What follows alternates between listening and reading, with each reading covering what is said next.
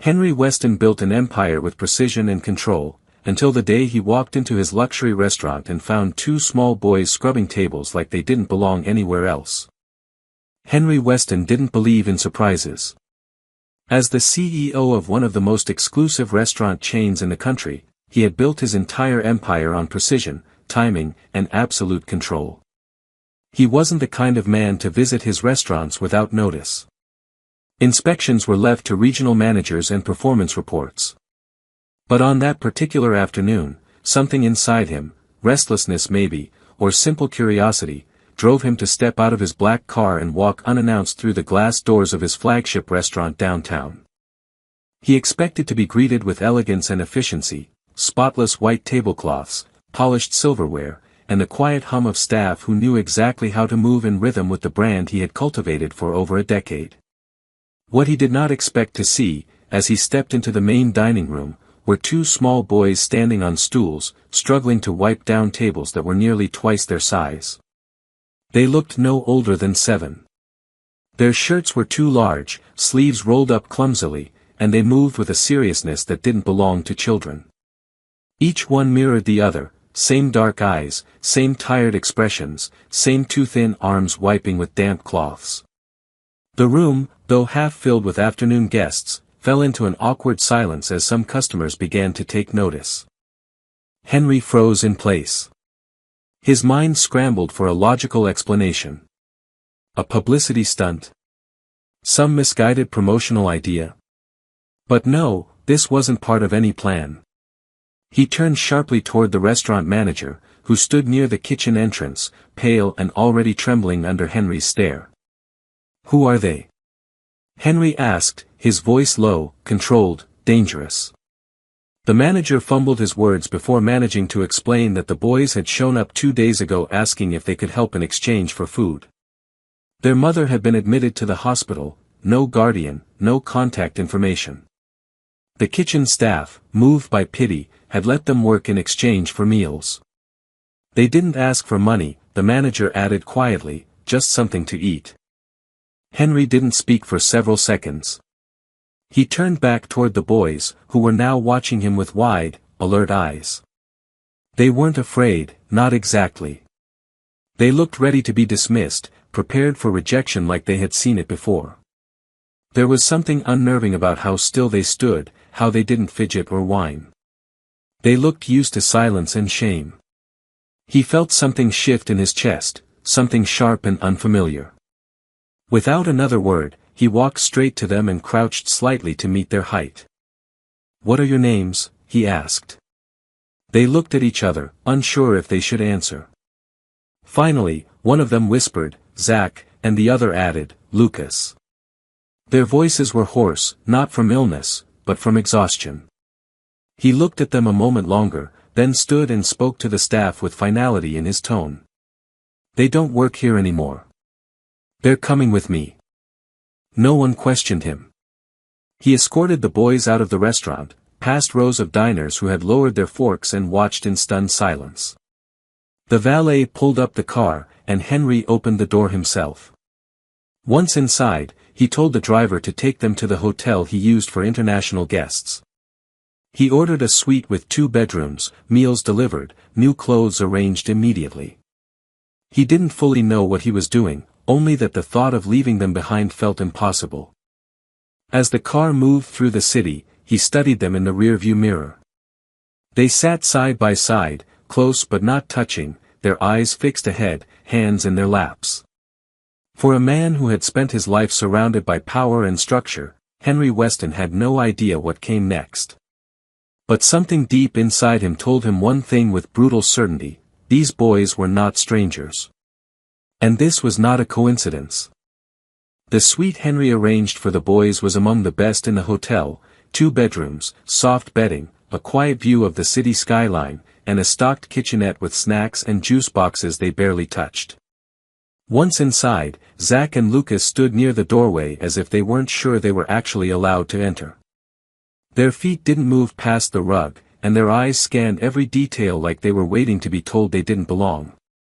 Henry watched them, unsure of how to bridge the massive emotional distance between them.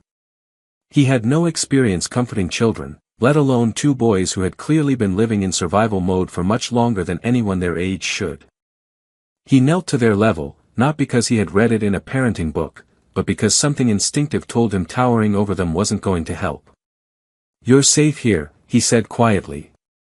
"No one's going to ask you to leave. You don't have to do anything. You just need to rest." The boys didn't respond, but Lucas finally stepped forward and asked if they had to work in the morning. Henry shook his head and told them again that they didn't owe anyone anything. They looked at each other like they were trying to decode a language they had never heard spoken before. Once he managed to coax them into changing into fresh clothes, a matching set of soft t-shirts and sweatpants delivered by hotel staff, he ordered room service. They barely touched the food, but Henry noticed the way their eyes lit up when the waiter brought a small tray of ice cream. They didn't eat it right away, instead, they seemed to wait for permission. Henry simply nodded, and with quiet relief, they started to eat slowly, savoring every bite like they weren't sure when they might have dessert again. Later that evening, while the boys watched a cartoon in the other room, Henry sat in the study area with his phone, making calls. He needed answers. He called the hospital, confirmed that their mother, Emily Carter, was still unconscious. Her condition was stable, but there was no telling when, or if, she would wake. He asked about next of kin. There were none listed. No father on file. No emergency contacts. She had come in alone, and the staff had been grateful the boys hadn't been left completely on their own. Henry leaned back in the chair, staring at the ceiling. Emily. He hadn't seen her in over 8 years. Their story had been brief, intense, and unfinished. She'd left town without a word, and though he tried to find her, she'd vanished completely. Now she was unconscious in a hospital bed, and these two boys, her sons, were in his hotel suite, watching cartoons and flinching every time a door closed too loudly. He stepped back into the living area and found them both dozing off, Lucas half asleep on one side of the couch and Zach still upright, blinking slowly at the screen. Henry turned off the TV and offered to help them into bed. They didn't protest. As he pulled up the blankets, Zach looked at him with cautious eyes and asked, "Are we going back to the restaurant tomorrow?" Henry knelt beside the bed and shook his head. "No. Not tomorrow. Not ever." Zach didn't smile, but his eyes softened. That night, as both boys drifted into sleep, Henry sat alone on the couch and scrolled through old messages and emails, looking for anything, any sign, that Emily had tried to contact him in the past. There was nothing. The next morning, he ordered DNA tests. It was a quiet decision, methodical but heavy. He needed to know the truth, even though he already suspected it. The resemblance was too strong, the timing too exact. He left early to meet with a private lab, submitted his sample, and arranged for the boys' tests to be taken later in the day under gentle supervision. When he returned to the suite, Lucas ran up to show him a drawing of a house, with 3 stick figures and the sun drawn far too large. "This one's you," Lucas said, pointing to the tallest figure. "Because you found us." Henry didn't correct him. He didn't have the words to explain what was happening yet. All he knew was that something irreversible had begun. And he wasn't walking away from it. 2 days later, the results arrived. The envelope was thin but carried more weight than anything Henry had held in his hands in years. He sat at the desk in the hotel suite, his fingers resting on the sealed flap for a long moment before finally tearing it open. The paper inside was brief, clinical, without emotion, but the words were undeniable. Probability of paternity, 99.9%. Zach and Lucas were his sons. Not in theory, not in speculation, but in absolute, biological truth. He leaned back in the chair, the paper still in his hand, as the weight of it sank through his chest and into the rest of his being. 1,000 unspoken questions about the past were replaced by one quiet certainty: he hadn't just found 2 boys in a restaurant, he had found his children. He didn't tell them right away. He wasn't ready. Not because he was afraid, but because he wanted to be sure he would say it right, that he could offer something more than just the truth. He wanted to offer safety, permanence, something they had clearly never known. That evening, as the boys played a quiet board game on the carpet, Henry sat on the edge of the couch and simply watched them. He studied the curve of their smiles when they teased each other, the identical way they furrowed their brows when they concentrated. It wasn't just that they looked like him, although they did. It was the way something inside him responded to them without effort, like he had known them his whole life without even realizing it. That night, as he helped them brush their teeth and settle into bed, he found himself hesitating in the doorway. Zach was already half asleep, his arm flung over his face. Lucas looked up from his pillow and whispered, "Are you gonna stay here tonight?" Henry nodded. "I'll be right in the other room." Lucas thought about that for a moment, then asked, "For how long?" The question wasn't casual. It was heavy with the kind of fear a child should never have to carry. Henry sat on the edge of the bed and said, "As long as you'll have me." The next morning, he began making arrangements. He contacted his legal team and asked them to initiate guardianship paperwork. Since the boy's mother was still unconscious, the case would need special handling, but the DNA results were on his side. Still, Henry wasn't just trying to check a legal box, he wanted to be ready for anything. If Emily woke up and wanted her sons back, if she accused him of abandonment or worse, he wanted to have done everything right. Not for himself, but for Zach and Lucas. Later that day, he took them to the park for the first time.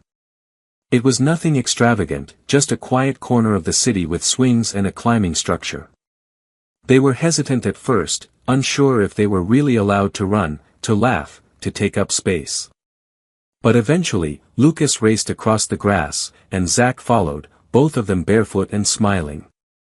Henry stood near a bench and watched them, arms crossed but heart wide open. For the first time, he saw what they could be, not just what they had survived. When they returned to the hotel, the boys fell asleep early, exhausted from play and full from takeout pizza they had chosen themselves. Henry stood at the window after they were in bed, the city humming quietly below. He thought about the moment years ago when Emily had disappeared, about the silence that had followed, and about how a life he hadn't even known existed had now taken root right in front of him. He looked at their drawings taped to the wall, one of a house, one of a restaurant, and one of a man with two small boys holding each of his hands. Underneath, in Lucas's uneven handwriting, were the words, "Found us." Henry reached out and gently touched the paper. The truth was written there before he had ever opened that envelope.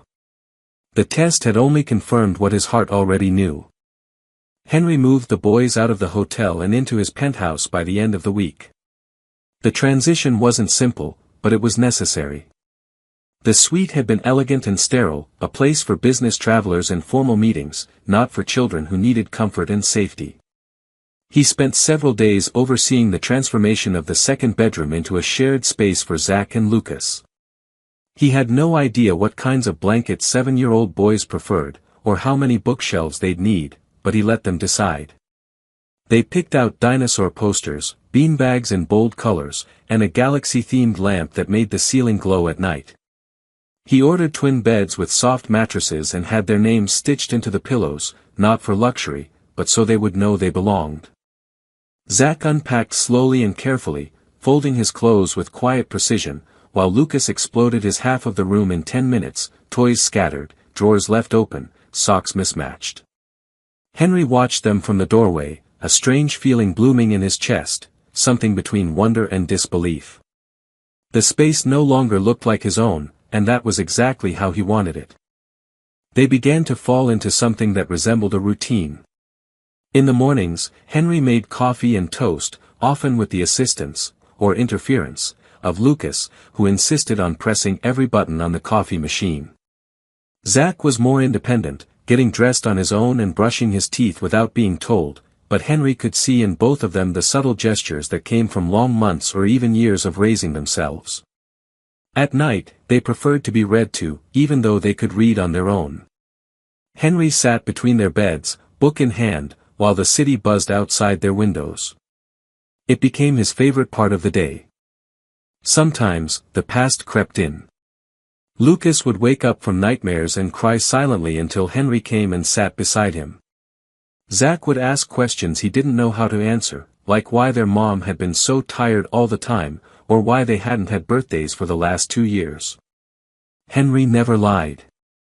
He said he didn't know, but he promised they'd have every birthday from now on, no matter what. He kept his word. That Saturday, he threw them a joint first party, with a cake too big and streamers hung clumsily across the kitchen. Neither of the boys knew how to blow out candles, so Henry showed them. When they made their wishes, they closed their eyes tightly, hands clasped together like they were holding on to something invisible but precious. Henry had started visiting the hospital more often. Emily remained unconscious, and her condition hadn't changed. He sat beside her bed, sometimes in silence, sometimes speaking quietly about the boys. He told her about Lucas's drawings and Zach's seriousness, about the way they had begun calling him Dad naturally, without ceremony.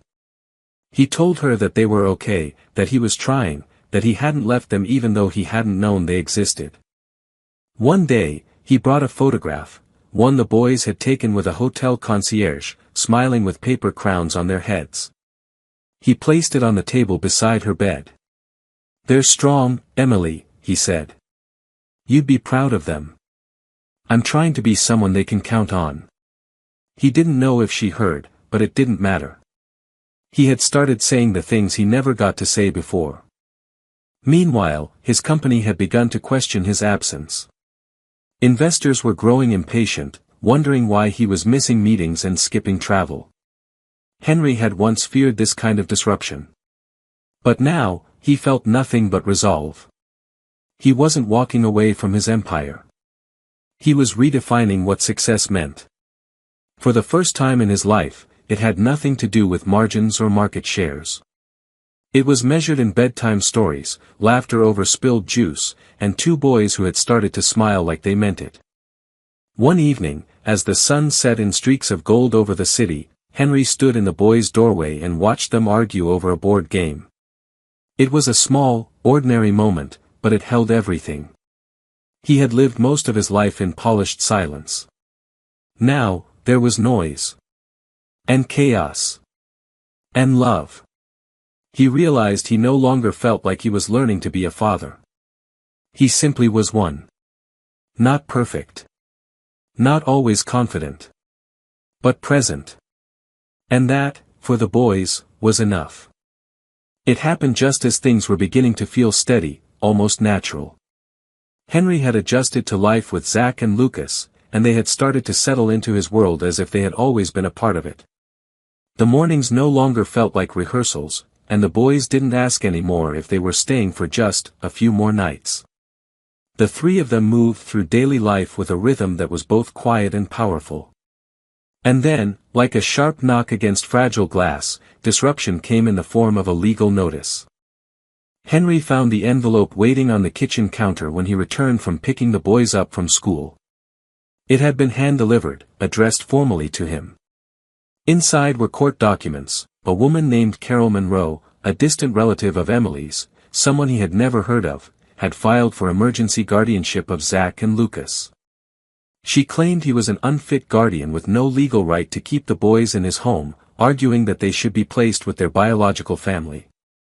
She had cited her own status as a blood relation, and claimed the boys were in emotional danger due to the recent upheaval in their lives. The words hit him like a sudden chill. She had no idea who he was.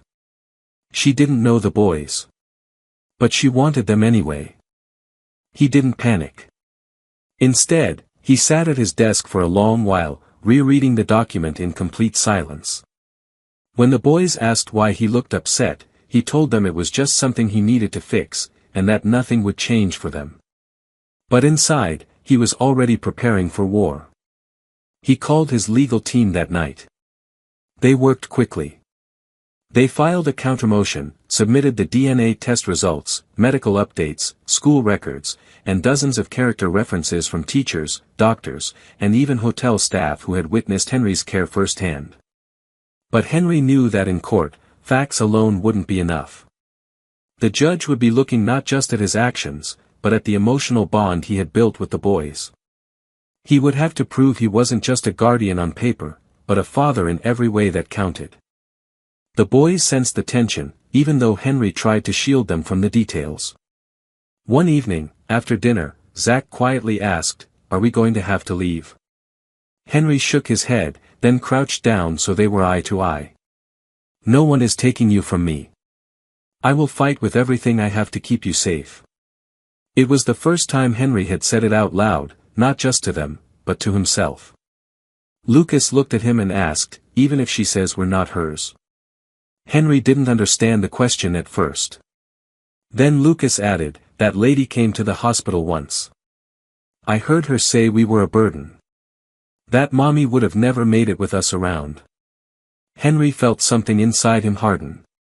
This woman wasn't just a stranger, she was toxic. And now she wanted control over two boys who had already survived enough. The court hearing was scheduled quickly, within 2 weeks. In that time, Henry's days were filled with quiet dread and steady determination. He continued their routines without change, school drop-offs, homework, nighttime stories, but at night, once they were asleep, he read court precedents and testimonials, practiced his statement with his lawyers, and looked over every photo he had taken with them since that day in the restaurant. Each picture told the same story, a man who had stepped into a broken place and stayed. Not perfectly. Not easily. But fully. When the court date arrived, Henry dressed the boys in clean, soft clothes and brought them with him. He told them they didn't have to say anything unless they wanted to. Lucas clung to his bunny the entire time, and Zach sat straight-backed beside Henry, his expression unreadable. Carol Monroe sat on the opposite side of the room, dressed sharply, her face tight with confidence. She barely looked at the boys. Instead, she recited lines about family tradition and the importance of blood ties.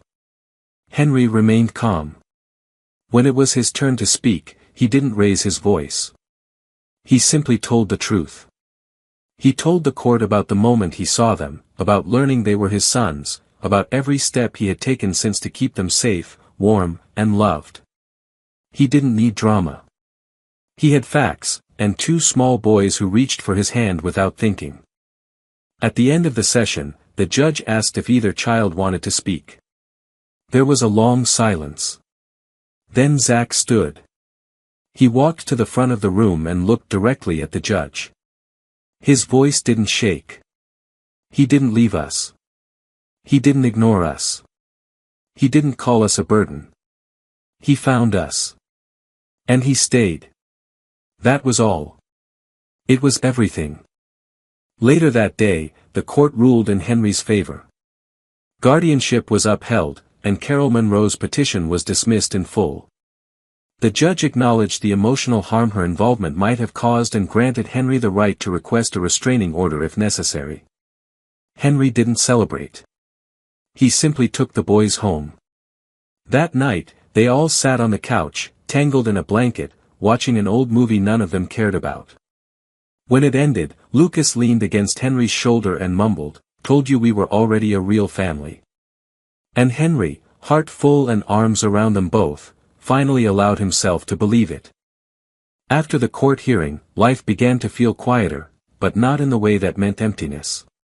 It was the kind of quiet that came after a storm, the silence that followed long battles fought and survived. Henry, Zach, and Lucas slipped into something new, something more permanent. The boys began to relax in ways they hadn't before. They no longer asked what would happen tomorrow or if they'd need to pack their things. They stopped watching the door when Henry left the room, as if waiting for him to disappear. Instead, they woke up knowing he would be there. He started calling them his sons in everyday conversation without needing to pause or correct himself. They called him Dad with increasing confidence, as if they'd always known him that way. With the guardianship officially secure, Henry shifted his focus to helping the boys heal from more than just legal instability. He hired a child therapist to come once a week, someone kind and soft-spoken who made them laugh during their sessions and never forced them to talk about things they weren't ready to share. Sometimes, Zach opened up first, speaking in slow, precise words about memories he'd locked away. Other times, Lucas would burst into the room after a session with crayon drawings of monsters that were really metaphors for things he didn't want to name. Henry kept every drawing, folding them carefully into a large notebook that he told them was only for the brave. He began to take them places beyond the park or grocery store. They went to the Science Museum, where Lucas spent nearly 30 minutes pressing every button in the electricity exhibit, and Zach got lost in the dinosaur skeletons. He took them to the beach one weekend, even though Henry himself hadn't stood barefoot in sand in over 20 years. The boys built uneven castles and chased each other into the waves.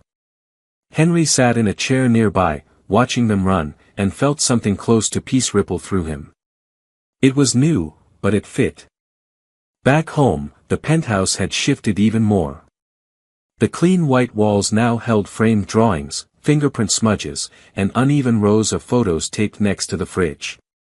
The dining table, once used only for formal meetings or silent solo dinners, became the heart of the house. Spilled juice, pancake crumbs, board games, and spontaneous math homework covered it regularly. Henry didn't miss the order.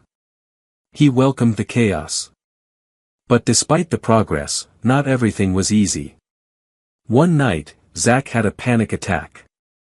It came out of nowhere, triggered by a distant siren and the sound of something dropping in the hallway. He froze, breathing fast, eyes wide and terrified. Henry reacted instinctively. He pulled him into his arms and didn't ask questions. He just held him and repeated, "You're safe. I've got you. No one's going to hurt you." Zach clung to him for a long time before finally whispering, "I used to dream that we'd disappear and no one would notice." Henry swallowed the lump in his throat and said, "If you ever disappear again, I'll be the one searching the world to find you." A few days later, Lucas left a note on Henry's pillow. It was messy, written in blue marker with backwards letters. It said, "Thank you for not giving up on us." Henry didn't sleep that night. He sat in their room, watching them breathe in the dark, and made a silent promise that nothing, not his past, not his fear, not even Emily's uncertain condition, would stop him from being their father in every way that mattered. Meanwhile, updates from the hospital trickled in. Emily's condition was stable, but unchanged. Henry continued visiting, sitting by her bed, updating her on the boys, telling her stories about the smallest moments, the time Zach corrected a teacher politely, or when Lucas learned how to whistle and wouldn't stop for days. He brought pictures, recordings, even one of Lucas's monster drawings taped to a bouquet. The nurses said they weren't sure if she could hear him, but Henry talked to her anyway, because some part of him needed to believe she might wake up one day and know her sons had found their way to someone who stayed. One evening, as the city lights flickered on outside the windows, Henry sat with the boys watching a movie, their laughter bouncing off the walls. Zach turned and said, "If Mommy wakes up, can she come live with us too?" The question caught Henry off guard. He thought carefully before answering. "If she wants to, and if she's well enough, we'll figure it out together." Zach nodded and leaned against him. "I just don't want to lose what we have now." Henry wrapped an arm around both of them and said, "You won't. I promise." And in that moment, he realized that everything he once thought he needed, success, control, certainty, had been replaced by something softer but infinitely stronger. He had built a life that mattered, not by design, but by love, by effort, and by the simple decision to stay. Henry was in the middle of folding laundry in the boys' room, something he'd learned to do surprisingly well in recent weeks, when his phone rang. The hospital's name flashed on the screen, and time seemed to pause around him. He answered quickly, heart tightening with every second of silence on the other end until the nurse's voice finally came through. Emily was awake. Disoriented and weak, but conscious. Henry stood still for several seconds, laundry forgotten in his hands, as the words settled into his mind. She had come back. After all this time. After all the uncertainty. She was awake. He didn't take the boys with him that day. He needed to see her first, to understand what kind of state she was in, what kind of person she was now. So much had changed. He had changed. And so had her children. When he arrived at the hospital, he was led to her room by the same nurse who had seen him through so many visits. The blinds were open, letting in soft afternoon light, and the machine still beeped softly, but the woman in the bed was not just a patient anymore, she was alert, her eyes open and tracking movement. She looked up at him the moment he stepped in, and her lips parted in a whisper. Henry. It wasn't a question. It was recognition. He walked in slowly, pulling a chair beside her bed, unsure how to begin. She looked tired, smaller somehow, but there was clarity in her eyes that he hadn't seen even when they were together years ago. They told me you've been visiting, she said, her voice rough and quiet. I didn't think you'd come. He nodded. I didn't know where you were. For a long time. And then. I found Zach and Lucas. They came to one of my restaurants. Emily's eyes filled with tears almost instantly. She turned her face slightly toward the wall, blinking quickly. I didn't know what else to do. After they were born, everything fell apart so fast. I didn't want to be a burden. I thought maybe if I kept them safe and quiet, the world wouldn't notice how much I was failing. Henry let her speak. He didn't interrupt, didn't rush her.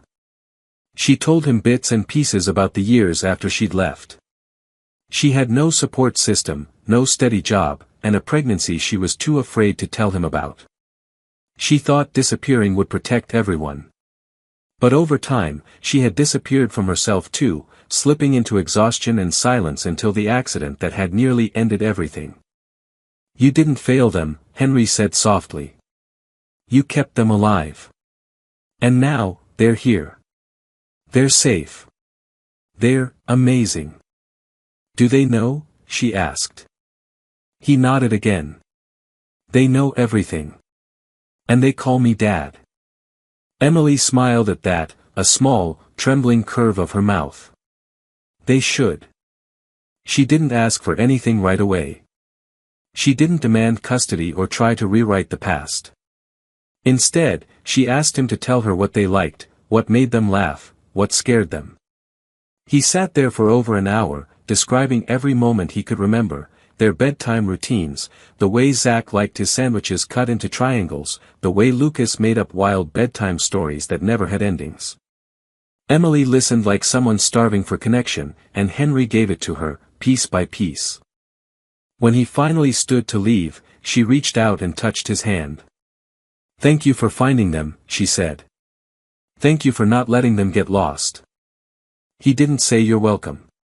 He didn't say it was nothing. He simply nodded, because they both knew what it had cost him, and what it had given him in return. Back home, he told the boys gently that their mother was awake. Their reactions were mixed.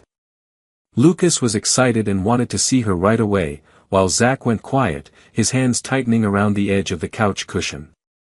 Henry didn't push. He told them they could visit when they were ready, and until then, he'd keep going on their behalf. Over the next few days, he visited Emily daily. She gained strength slowly, both physically and emotionally. She asked more about the boys, and he brought her drawings, audio messages, even a short video of Lucas pretending to be a superhero in the living room. She cried openly when she watched it. They didn't talk much about the past anymore. They focused on now. Eventually, the time came when both boys were ready. Henry brought them to the hospital, walking through the hall with one boy holding each of his hands. The moment Emily saw them, her eyes filled again, and she held out her arms. They didn't run to her. They approached carefully, quietly, and hugged her gently, almost as if afraid she would vanish again. But she didn't. She held them close and whispered things only they could hear. When they left that day, Zach looked up at Henry and asked, "Is it okay if I still call you Dad?" Henry knelt and said, "You can always call me Dad. Nothing's going to change that." And in that hallway, beneath the fluorescent lights, with the smell of antiseptic in the air and the weight of their shared history behind them, they stood together not as broken pieces but as a family that had survived something. Not perfectly. Not painlessly, but together. The seasons shifted slowly, and with them, so did everything else. Emily was released from the hospital 2 months after she first woke up. Her recovery was steady but cautious, and she chose to live in an apartment just a few blocks away from Henry and the boys. They didn't rush into anything. There were no declarations of shared parenting or sudden reunifications. Instead, they built something quiet and respectful, coexistence that grew from mutual care and acknowledgement of the past. Emily visited often, but never overstepped. She helped with homework, brought over meals, and sometimes just sat with the boys in the park while Henry watched from a bench, learning to let go of the part of him that still carried fear. Fear that something would come and undo it all. By then, Henry had made significant changes to his life. He had stepped down from his role as CEO, naming a trusted deputy to take over day-to-day operations. The board had initially resisted, worried about stability and profit margins, but Henry didn't waver. His time was now measured in school drop-offs, family dinners, and bedtime routines. His apartment, once cold, sleek, and silent, was now cluttered with life. Drawings lined the walls. A laundry basket was always full. There were mismatched socks on the floor, cereal boxes on the counter, and a new sound he had grown to crave, laughter. Zach and Lucas had changed too. Their eyes no longer held that ever-present caution. They smiled freely, fought over silly things, and talked about the future with confidence instead of doubt. They had their own personalities, so different but so perfectly connected. Zach was still quiet, careful with his words, but he had become more affectionate, more trusting. Lucas was a whirlwind of imagination and energy, constantly dragging Henry into new missions or storytelling games. They had their traditions now, Friday pizza nights, Sunday park visits, and Wednesday mornings where Henry tried to cook something new and usually failed, to the boys' great amusement. One weekend, they hosted a small celebration, not a party, not a ceremony, just something simple to mark what had become official. The adoption was finalized. Though Henry had already been their legal guardian, this made it permanent. There would be no more hearings, no more threats, no more questions about who belonged to whom. It was all settled. Henry sat at the kitchen table that evening with a soft smile as the boys presented him with a handmade card. Inside, in uneven handwriting and crayon drawings, were the words, "We're yours forever now. But really, you were ours first." Emily joined them later, and they had dinner as a family. It wasn't perfect. She still carried guilt. Henry still had regrets. But none of it seemed to matter in that moment. What they had built wasn't about erasing mistakes. It was about choosing each other every day after. That night, after the boys were asleep, Henry stood in their doorway, watching the slow rise and fall of their breathing. The nightlight cast soft shapes on the wall. He thought about the man he had been when he first saw them in that restaurant, distant, untouchable, locked away in a tower of ambition and isolation. He couldn't reconcile that version of himself with the one who now knew exactly how to soothe a nightmare or braid hair or decode the difference between hungry tears and tired ones. He moved to the window, looking out over the city, and realized he didn't miss his old life. Not the boardrooms, not the accolades, not the headlines. He had found something richer. Not in numbers or success, but in connection. In responsibility. In love. When he finally turned off the lights and lay down to sleep, he felt no weight of what could go wrong, only the quiet peace of what had gone right. They had made it, together. Through abandonment, doubt, fear, and fight. They had built something permanent. Not because it was easy. But because, despite everything, they had chosen to stay. And that choice, made again and again in the small everyday moments, was what made them a family. Not by accident. Not by obligation. But by love.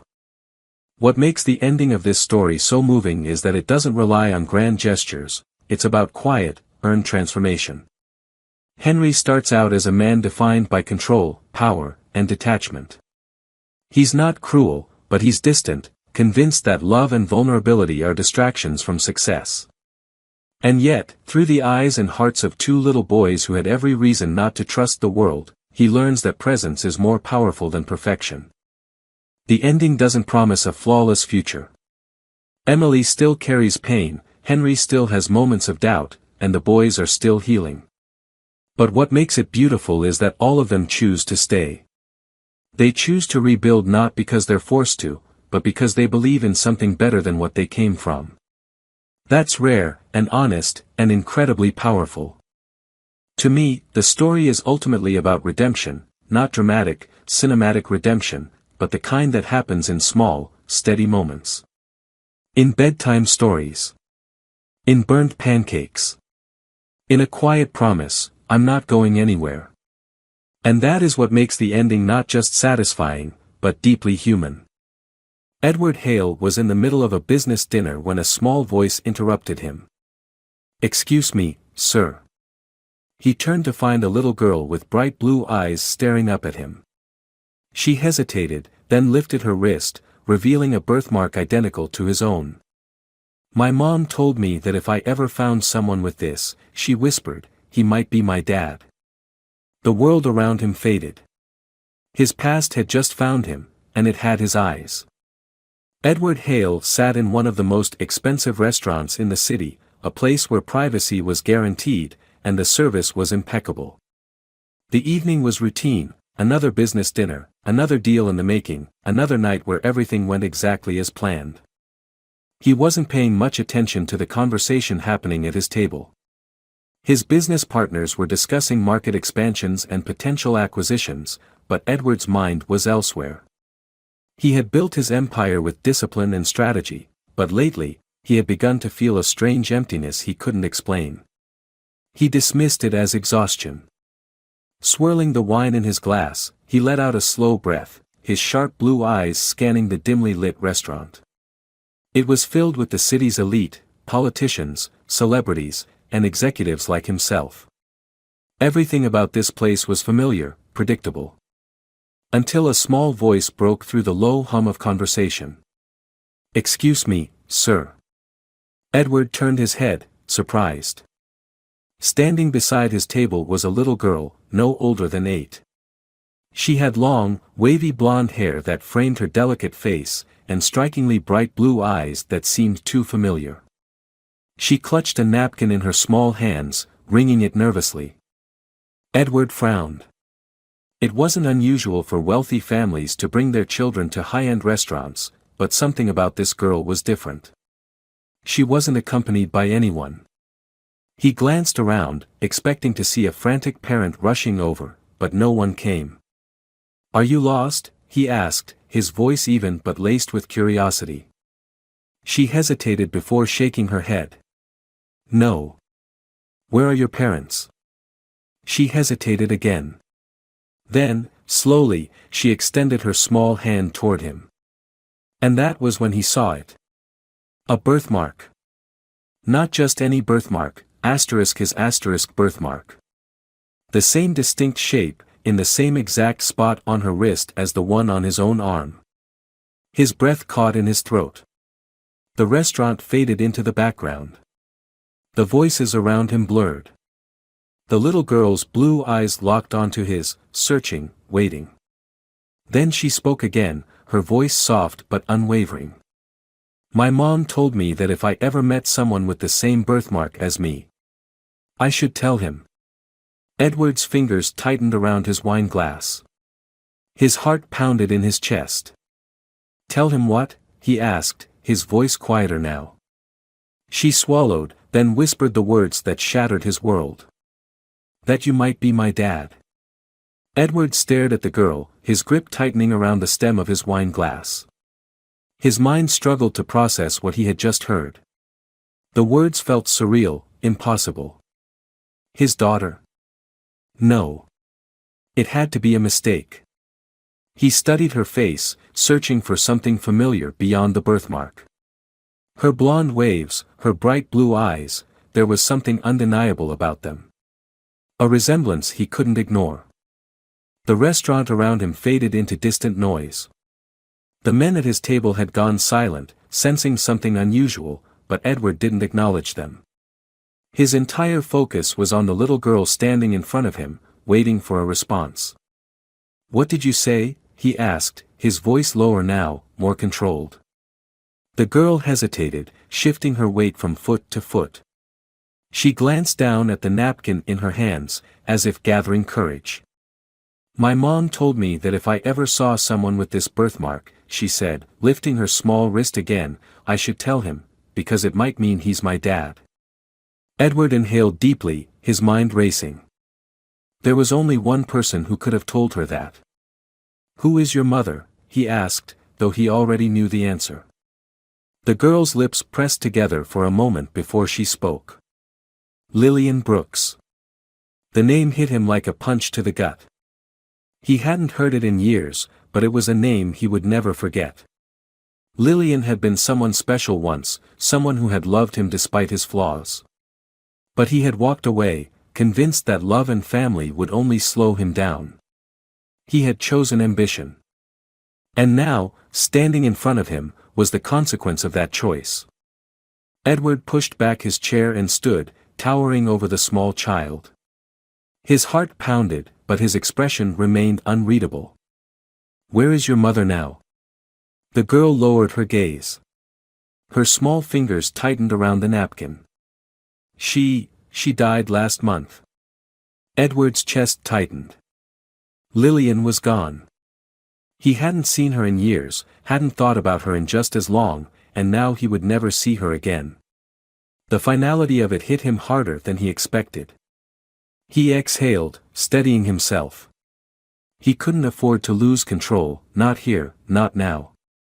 His attention returned to the girl. His daughter. "What's your name?" he asked. She lifted her gaze, her bright blue eyes full of something he couldn't quite define. "Emily," she said softly. The name echoed in his mind, foreign and familiar all at once. Edward glanced around the restaurant. People were starting to notice the scene. He didn't want to have this conversation here, under the curious eyes of strangers. He looked back at Emily. "Come with me," he said, his voice firm but not unkind. She hesitated for a moment, then nodded. Edward placed a hand on her small shoulder, guiding her toward the exit. His business dinner was over. His entire life had just changed. Edward led Emily out of the restaurant, his mind still spinning. The valet handed him his keys without question, and he opened the door to his sleek black car, motioning for her to get inside. She hesitated only for a moment before climbing in, clutching the seatbelt with small fingers as if unsure of what to do next. He settled into the driver's seat, gripping the steering wheel tightly before glancing at her. She looked so small in the large leather seat, her blue eyes darting between him and the unfamiliar surroundings. "Where have you been staying?" he asked as he pulled out onto the road. Emily shifted in her seat. "With Miss Karen. She's our neighbor. She took me in after," she trailed off, gripping the hem of her dress. "But she said I can't stay forever." Edward exhaled through his nose, gripping the wheel tighter. The idea that his daughter, his child, had been left in the hands of a neighbor after her mother's death made something deep inside him twist. Lillian should have told him. He should have known. He forced himself to keep his voice even. "And before that? Did your mother ever mention me?" Emily hesitated. "She told me you were important. That you were busy. She said, you had your own life." Edward clenched his jaw. He could hear Lillian saying those words, softening the truth so Emily wouldn't grow up resenting a man she had never met. She should have told him. He swallowed the frustration rising in his chest. "Did she ever say why she didn't tell me about you?" Emily shook her head. "No. She just said you weren't ready back then." The words hit harder than he expected. He wanted to argue, to deny it, but deep down, he knew it was true. 8 years ago, he wouldn't have known what to do with a child. He had barely known how to take care of himself back then, too consumed with his career to consider anything else. But now, sitting in the car with his daughter, his daughter, everything felt different. He glanced at her again. "Do you have anything with you? Clothes, toys?" Emily shook her head. "Miss Karen packed a small bag, but I left it there. I didn't know if you'd want me to come with you." Her voice was quiet, unsure, and something about the way she said it made Edward's stomach tighten. "Of course, I want you with me," he said, more firmly than he intended. Emily's head turned toward him, her blue eyes wide with something unreadable. He cleared his throat, trying to shake the unfamiliar weight pressing against his chest. "We'll go pick up your things tomorrow. Tonight, you'll stay with me." She nodded but didn't say anything. The rest of the drive was silent, but it wasn't uncomfortable. Emily watched the city lights blur past her window, her small hands folded in her lap.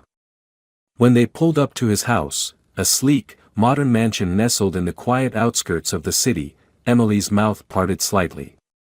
"This is where you live?" she asked, her voice barely above a whisper. Edward glanced at the large house, its perfectly manicured lawns and towering windows reflecting the soft glow of streetlights. He had never really thought about it before, but yes, it was big. Cold. Designed for a man who had never expected to share his space with anyone. "Yes," he said simply. Emily stared for a moment longer before nodding. She didn't say whether she liked it or not. He stepped out of the car, walking around to open her door. She climbed out slowly, her gaze still flicking between him and the house. "Come on," he said, placing a hand lightly on her back as he guided her toward the front door. As they stepped inside, the quiet of the house surrounded them. The high ceilings and open space that usually felt normal to him suddenly seemed empty. Emily took small steps, looking around carefully, as if she didn't quite believe she was supposed to be here. "This place is huge," she said finally. Edward let out a short breath. "I suppose it is." She turned to look at him. "Do you live here alone?"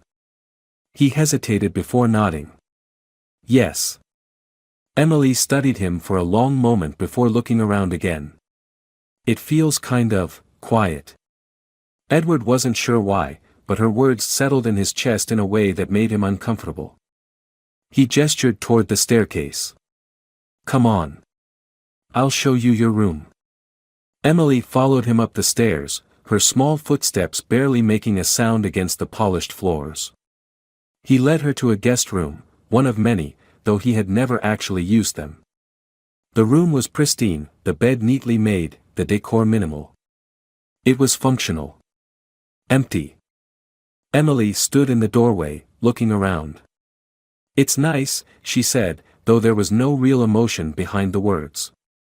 Edward suddenly realized how unprepared he was for this. The room was just a space, there were no toys, no stuffed animals, no warmth. Nothing that made it hers. "We'll get you things tomorrow," he said, more to himself than to her. Emily nodded, then hesitated. "Can I ask you something?" Edward turned to her. "Of course." She looked up at him, her blue eyes serious. "Are you going to keep me?" His stomach clenched. "Keep you?" he repeated, thrown by the phrasing. Emily shifted her weight. "Miss Karen said she wasn't sure where I would end up. She said you might not want me because you didn't know about me before." Edward inhaled sharply, pushing back the sudden wave of emotion that hit him. "I didn't know about you before," he said carefully. "But now that I do." He crouched slightly so that he was eye level with her.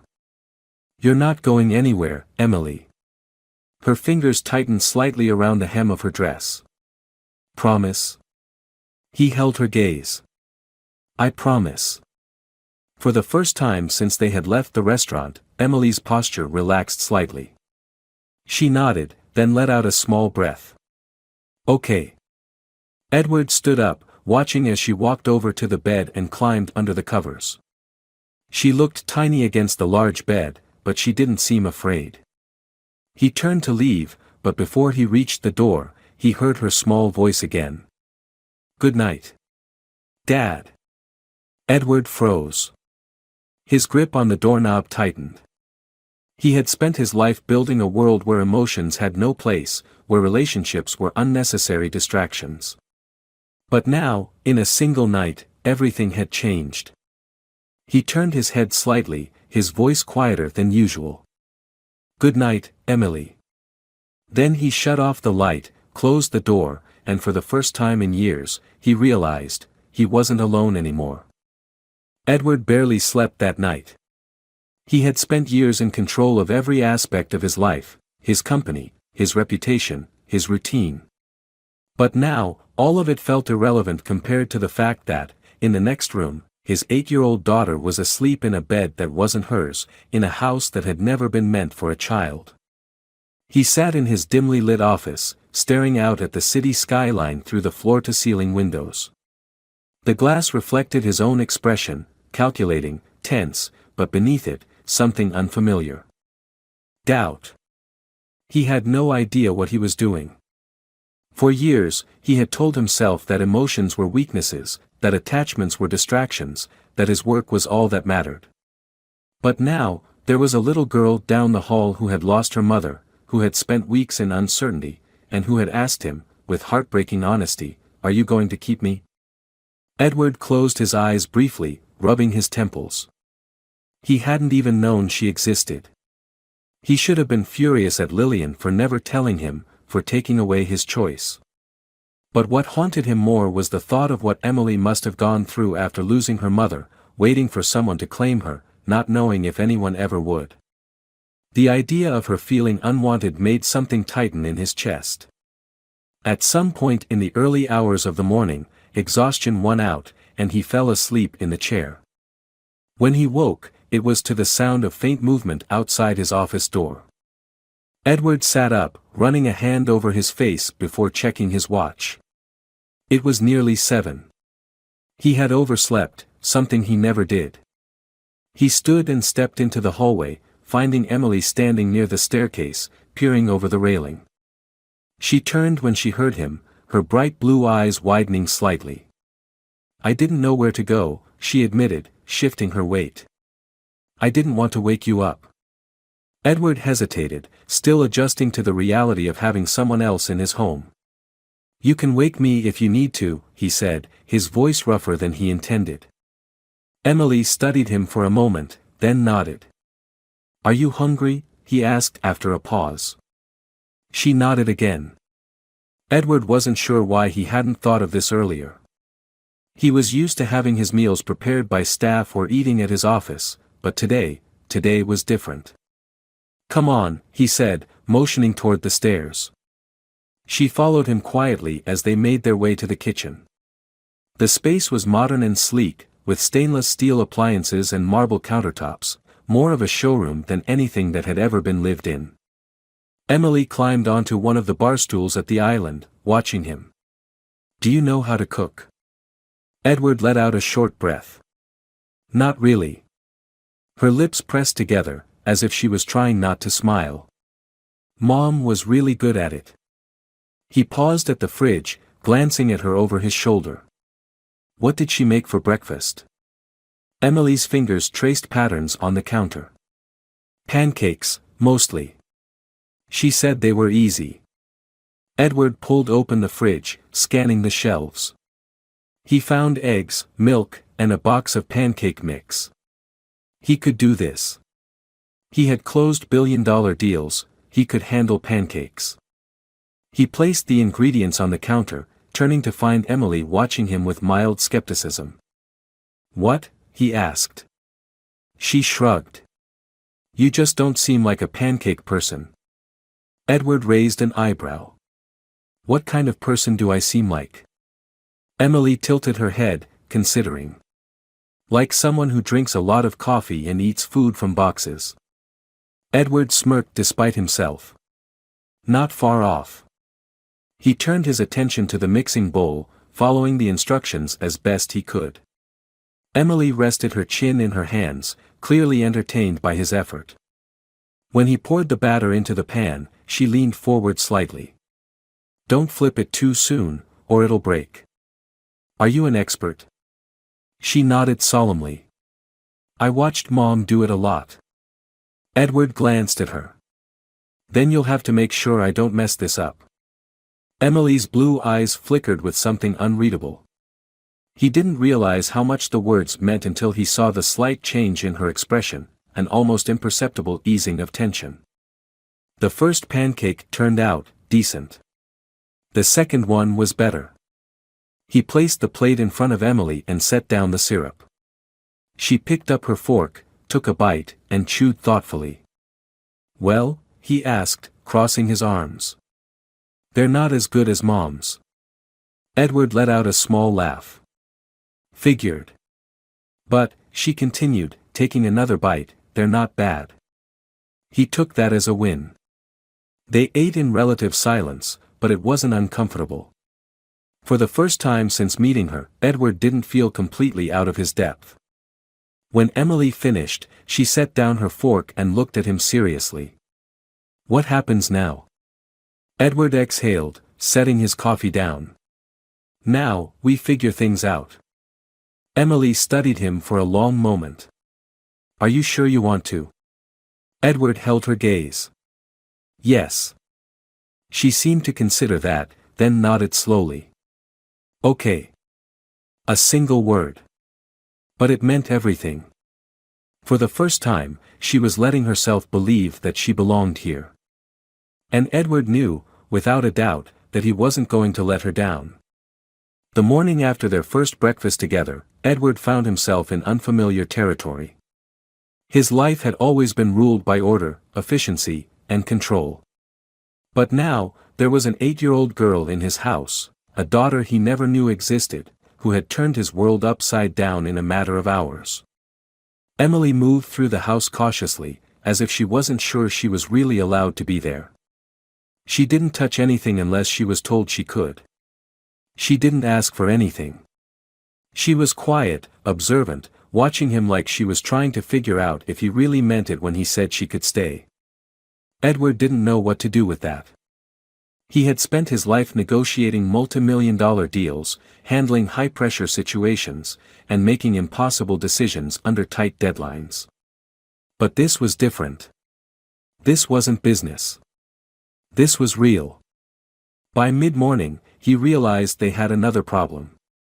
Emily had no clothes, no belongings, nothing that made this house hers. So, for the first time in years, Edward found himself walking into a department store. Emily stood next to him, her small fingers gripping the strap of her bag as she looked up at the towering shelves of clothes, shoes, and accessories. It was overwhelming. "Pick whatever you like," Edward said, keeping his voice even. Emily hesitated. "Anything?" "Yes." She bit her lip, looking around again. Edward could see the hesitation in her eyes, the way she shifted on her feet like she didn't quite believe him. "I don't need much," she finally said. "You need enough," Edward countered. "We're not leaving with just one outfit." Emily gave a small nod and started moving slowly down the aisle. She wasn't like most children he had seen in stores before. There was no excitement, no running from shelf to shelf, no grabbing at things impulsively. She was careful. Thoughtful. She picked up a few items, looked at them closely, then placed most of them back. Eventually, she settled on a couple of pairs of jeans, some shirts, a jacket, and a pair of sneakers. Edward frowned. "That's it?" Emily nodded. He sighed. "We'll get more later." She looked up at him with an unreadable expression. "Why?" "Because you need things, Emily," he said simply. She studied him for a long moment, then nodded again. "Okay." After checking out, they stopped at a bookstore. Emily walked through the aisles much more confidently this time, her fingers running along the spines of books. Edward let her take her time, watching as she carefully chose 3. He raised an eyebrow when she handed them to him. "Only 3?" She shrugged. "Books last a long time." Edward exhaled, shaking his head slightly. "We'll come back when you finish these." Emily smiled for the first time that day. "Deal." The ride home was quiet, but it wasn't uncomfortable. She sat in the passenger seat, flipping through one of her books, occasionally glancing at him as if she wanted to say something but wasn't sure if she should. When they arrived back at the house, she carried the shopping bags inside, setting them neatly by the staircase. "You don't have to do that," Edward said. "I have staff." "I don't mind," Emily interrupted. She hesitated before speaking again. "Mom always said you should take care of your own things." Edward wasn't sure why, but that hit him harder than he expected. He nodded. She was probably right. Emily gave him a small smile before grabbing her bags and heading upstairs to her room. Edward watched her go, exhaling slowly. He had never considered himself a father. He never thought he would have a child, never thought he would have to think about things like school, books, or how many outfits an 8-year-old needed. But now, standing in his own house, watching his daughter settle into a home that had never been meant for a child, he realized something. This wasn't just about allowing her to stay. This was about making sure she never felt like she didn't belong. And for the first time in his life, Edward Hale understood that some things were more important than business. Family was one of them. That evening, the house felt different. It was subtle, just a shift in the air, in the way the silence wasn't quite as heavy. Edward wasn't used to this feeling. His home had always been exactly that, his. Every detail had been designed for efficiency, for comfort, but not for warmth. Now, there was a child upstairs, a child who was his, and suddenly, the walls seemed less imposing. He found himself in his office, attempting to catch up on work, but the numbers on the screen blurred together. His mind kept drifting to Emily. Was she settling in? Was she feeling out of place? Did she need anything? The fact that he didn't know was what unsettled him the most. After a few minutes of trying and failing to focus, he pushed back his chair and stepped out into the hallway. He hesitated outside her door, unsure if he should knock or just walk away. Before he could decide, the door creaked open slightly. Emily stood there, looking up at him. She wasn't wearing the clothes she had picked out earlier, just a slightly oversized t-shirt that must have belonged to her mother. She held one of her new books in her hands, her fingers lightly gripping the edges. "Hi," she said.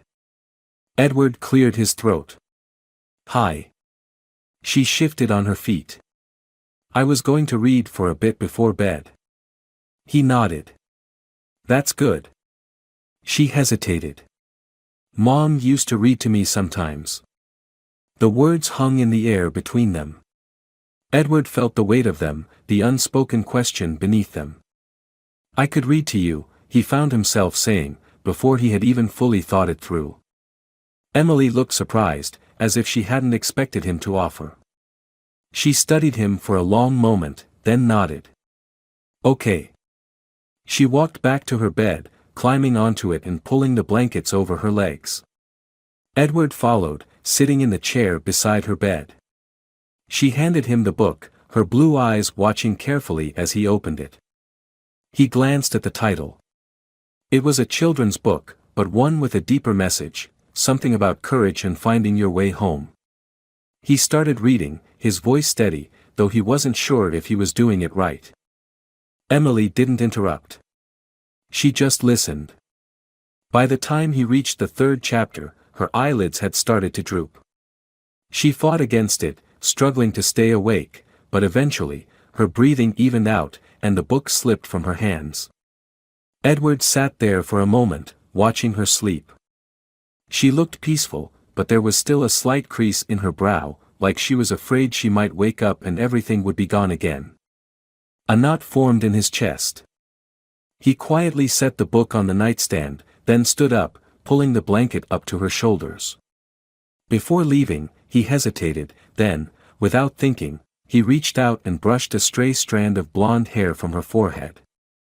She didn't stir. He stepped back, glancing at her one last time before turning off the light and leaving the room. As he closed the door behind him, a realization settled over him. This wasn't just about giving her a place to stay. She needed a home. A family. And for the first time, Edward knew he wasn't just taking care of a child. He was her father. The next morning, Edward woke up earlier than usual. His internal clock was trained for efficiency, for early mornings and late nights dedicated to work, but today, something felt different. He wasn't rushing to check his emails or preparing for a conference call. Instead, his mind went straight to the small girl sleeping in the next room. His daughter. The word still felt foreign to him, but less so than the day before. He stepped out of his bedroom, pausing at Emily's door. It was slightly ajar, and he could hear soft shuffling from inside. He knocked lightly. "Come in," Emily's small voice called. Edward pushed the door open and found her sitting on the floor, carefully folding the new clothes they had bought yesterday. She was organizing them into neat piles on the bed. "You don't have to do that," he said. "I have someone who can take care of laundry." Emily shrugged. "I don't mind." She smoothed a wrinkle from a shirt, her small fingers working carefully, as if the simple task gave her a sense of control. Edward leaned against the doorway. "Did you sleep well?" Emily nodded. "Yeah." She hesitated. "Thanks for reading to me." Something in his chest tightened at the quiet sincerity in her voice. "You're welcome," he said. "I can do it again tonight if you want." Emily looked up at him, her blue eyes widening slightly, as if she hadn't expected the offer. Then she gave a small nod. "Okay." Edward watched her for a moment longer before clearing his throat. "You should eat something before we go." Emily tilted her head. "Go where?" Edward hadn't told her yet. He hadn't been sure how she would react. But after last night, he knew what he had to do. "We're going to pick up the rest of your things from Miss Karen's." Emily blinked in surprise. "Oh." She paused, thinking for a moment. "Okay." There was no excitement, no relief, just quiet acceptance, like she had trained herself not to expect too much. That didn't sit right with him. "Get ready," he said. "We'll leave soon." Emily nodded and went back to folding her clothes. Edward turned and walked downstairs, making a mental note to remind himself of something important. This wasn't just about bringing her things home. This was about making sure she knew it was her home, too. ####. The drive to Miss Karen's house was quiet. Emily sat in the passenger seat, her hands resting on her lap, fingers lightly tapping against each other. Edward glanced at her as they pulled up in front of a modest two-story house. It was warm, inviting, the kind of place where a child should feel safe. Miss Karen was already waiting for them on the porch. She was an older woman with kind eyes and a tired smile. The moment she saw Emily, her face softened. "There's my girl," she said warmly. Emily climbed out of the car, hesitating for just a second before walking up the steps. Miss Karen knelt down and wrapped her in a gentle hug. Edward watched from a few feet away, feeling like an outsider in a moment he had no right to interrupt. Miss Karen pulled back, brushing a strand of Emily's hair behind her ear. "Are you doing okay, sweetheart?" Emily nodded. "Yeah." She glanced back at Edward, then turned to Miss Karen again. "I think so." Miss Karen smiled but looked up at Edward, studying him for a long moment. "You must be her father." It wasn't a question. Edward met her gaze, nodding. "Yes." Miss Karen stood, folding her arms. "Lillian never told you, did she?" Edward clenched his jaw, shaking his head. "No." Miss Karen sighed. "I figured as much. She wanted to. She almost did, so many times." She glanced at Emily. "But she was scared. She didn't think you'd want to be a father." Edward exhaled slowly, glancing at Emily. She was sitting on the porch steps now, hugging her knees to her chest, listening but not interrupting. "She should have told me anyway," he said quietly. Miss Karen nodded. "Yes. She should have." Silence stretched between them before she spoke again. "Emily's been through a lot. She lost her mother. She lost her home. She's been trying to be strong, but she's just a little girl." She paused. "She needs you, Mr. Hale. More than you probably realize." Edward's chest tightened at the weight of those words. "I know," he admitted. Miss Karen studied him again, then gave a small nod, as if deciding something. "Her things are inside. I packed everything she left here." Emily stood up. "I can get it." Edward stepped forward. "We'll both get it." Emily blinked in surprise but didn't argue. Inside, the house smelled like warm spices, the kind of place where memories lived in every corner. Edward noticed framed pictures on the walls, some of Miss Karen's family, but a few of Emily as well. She had been loved here. They carried out the small bag of belongings, which wasn't much, some clothes, a few stuffed animals, a framed photo of her mother. When everything was packed into the car, Miss Karen crouched down in front of Emily again. "You have my number, sweetheart. You can call me anytime, okay?" Emily nodded, her expression calm, but Edward saw the way her hands clenched slightly. She was holding back emotions the way he often did. Miss Karen smiled gently. "You take care of yourself." Emily swallowed, then wrapped her arms around Miss Karen in a quick but tight hug. Edward looked away, giving them a moment. When Emily finally climbed into the car, she let out a small breath, staring out the window. The drive back was even quieter than before. Edward wasn't sure if he should say something, but after a while, Emily spoke first. "She took good care of me," she said softly. Edward nodded, keeping his eyes on the road. "I can tell." More silence. Then, after a long pause, Emily turned to him. "Are you going to take good care of me too?" Edward felt that question like a punch to the chest. He glanced at her, at the way she was trying to sound casual but couldn't quite hide the uncertainty in her voice. "Yes," he said, no hesitation in his voice. "I will." Emily held his gaze for a moment longer before nodding. She didn't say anything else, but this time, she seemed just a little more relaxed. And for the first time, Edward realized, maybe she was starting to believe it.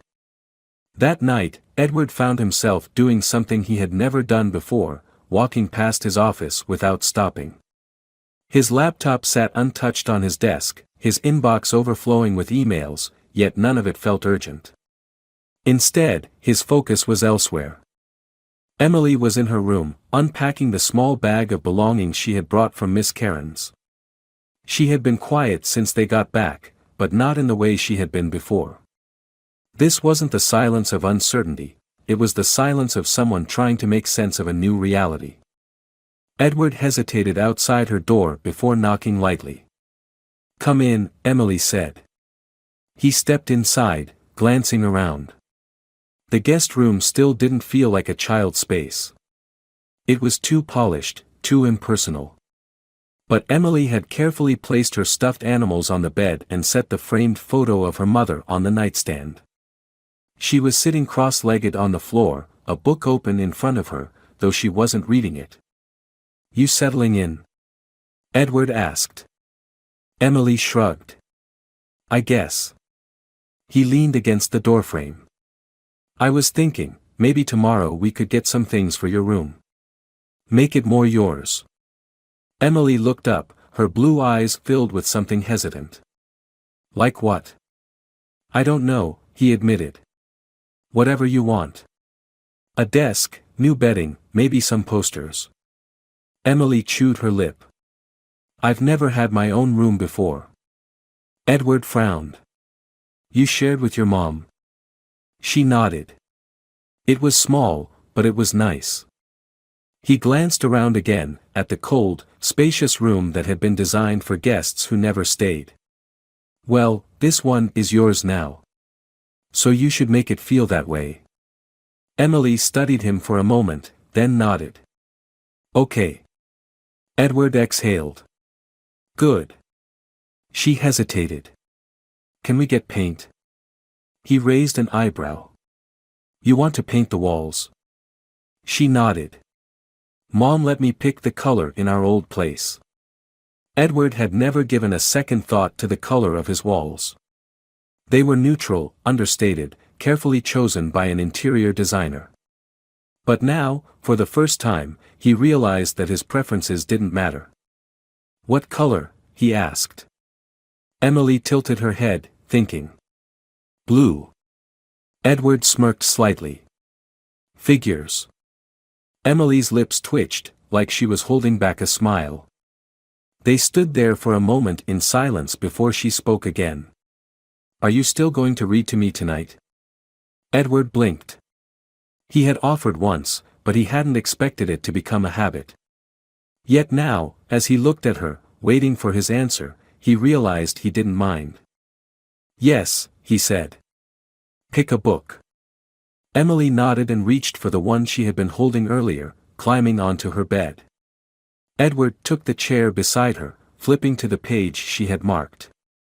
He read, his voice steady, and as the words filled the room, Emily's posture softened. By the time he reached the second chapter, she had begun to blink slower, her breathing evening out. Edward closed the book but didn't move right away. He watched her sleep, the way her small hands rested against the blanket, the way the framed photo of her mother sat beside her like a quiet reassurance. For so long, he had thought his life was full. His success, his power, his carefully controlled world, it had been enough. But now, sitting here, watching his daughter sleep, he realized something else. His life hadn't been full at all. It had been waiting to be. And finally, it was.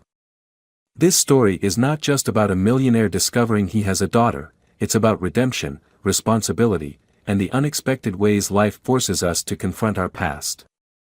Edward Hale begins as a man who believes he has everything. He has power, wealth, and control over his world. But in reality, he is alone, his life carefully structured to avoid emotional ties. When Emily appears, everything he thought he knew about himself begins to unravel.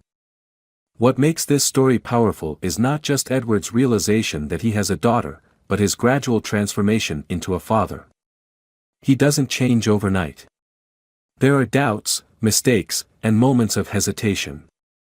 But with each passing day, he chooses Emily, not out of obligation, but because he wants to. Emily, on the other hand, is a child who has lost so much. She is cautious, hesitant to believe that Edward will stay. She doesn't ask for much, but her quiet hope is what drives the emotional depth of the story. She doesn't need a perfect father, she just needs someone who won't leave. The beauty of the ending is in its simplicity. Edward reading to her at night, helping her pick out things for her room, promising that she is home, these small moments show that love isn't about grand gestures, but about consistency, about showing up. Ultimately, this is a story about second chances. About how sometimes, life gives you something you never expected, and it turns out to be exactly what you were missing. Edward didn't just find his daughter, he found the missing piece of